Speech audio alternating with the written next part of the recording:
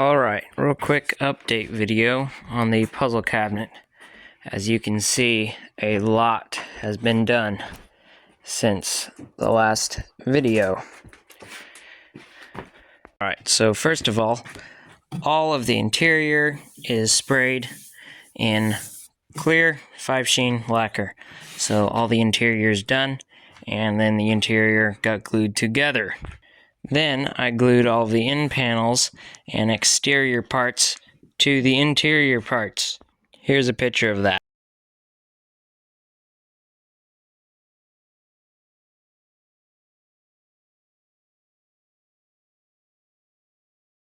Then I got this all sanded and ready for finishing, and I put one coat of Osmo Clear satin on all of this.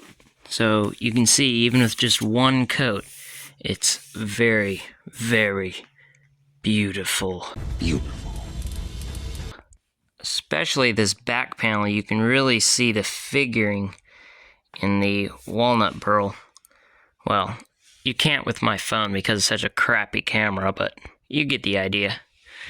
Yeah, that Wingay border. If it'd go into focus. Whatever. Okay, moving on. I have one drawer done. This drawer is the very short drawer. If you know, I changed the design, made that drawer short, so there's a cavity behind it for another mechanism. This drawer will come out all the way and flip upside down and go back in. I put this cool 3D rhombus cube pattern on the bottom of this drawer just because it flips upside down, so it kind of looks cool to be able to see that and not just be a plain old maple bottom drawer or something. But anyway, this drawer has a magnet underneath of it, and when it goes in, that magnet will pull down a 1/2-inch steel pin that is stuck up inside of a hole that goes up through the bottom of this into the bottom of the drawer above it, and the drawer above it also has a magnet underneath of it that pulls up the pin when it is closed, when this drawer is flipped upside down. So when this drawer goes into here, it pulls the magnet out of that drawer, allowing the top drawer to pull out, and then when the top drawer goes back in, that pulls the pin back up, allowing this drawer to come out. So yeah, pretty simple. But yeah, that's this drawer. It's still pretty tight. I have not sanded anything yet. And I also have all of the drawer fronts for the rest of the drawers glued up. You can see I'm not using solid wood for the front of the drawer box. You can see here the back of the drawer is a solid piece of walnut, but the front is just veneered walnut, and I just glued walnut all the way around it, around a piece of 3/4-inch Baltic birch plywood, just like all of these. And the reason for doing that is with stuff to do with wood movement and all kinds of stuff, but that's for another video, not for this. I'll talk about that in the next video. But yeah, that's about it that's going on. This back panel is a little tight from the humidity, but it comes off just like that, allowing you to access all of the mechanisms. So this goes right back on.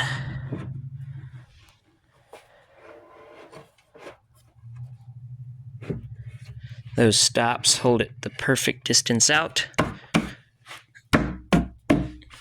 And yeah, this bar across here is to help pull these legs in, because they kind of want to vary depending on how hard I screw it down to the base. So this top part here, the whole end panel to here, if you've watched the videos, you'll know this is a separate piece, and it has a big old peg sticking down into this leg. Well, I did not glue this part to the base, and the reason for that is I'm able to just unscrew all of this apart and get all in here very easily if I need to work on mechanisms, but it also helps with moving the cabinet around, because this is already like dang near 100 pounds and there's only one drawer in it. That just gives me one more piece I'm able to take off to help for moving the cabinet around. But back to the bar, I put one screw at an angle here and that just allows me to kind of suck this bar tighter or looser depending on what the humidity is at the time and how tight this gets sucked down to the base. If I go messing with the screws, if I loosen the screws up a little bit, this top is going to want to pull harder out slightly. So that just eliminates all of those problems and makes sure that the finished back end panel goes on nice and tight all the time with no cracks. And it works pretty good. And like I said in the beginning of the video, I'm only doing one coat of Osmo right now because all of the rest of the cabinet gets put on here and also is going to be Osmoed, but that's going to be several months down the road, and I don't want to do 2 coats on this and then accidentally ding something down the road. So I'm just doing 1 coat, and then when everything else is ready for a final coat, I'll do a final coat on this, and it'll all have a fresh final coat of Osmo at the same time, and hopefully will help the color stay closer to the same. Oh, and I can also show you this. So this top piece, if you've watched any of my videos way back in the past several months ago, I made this prototype trim piece before I even started on the base. This is made out of alder. It will be made out of walnut, obviously, when it's finished, but this will wrap all the way around the top of this, just like that.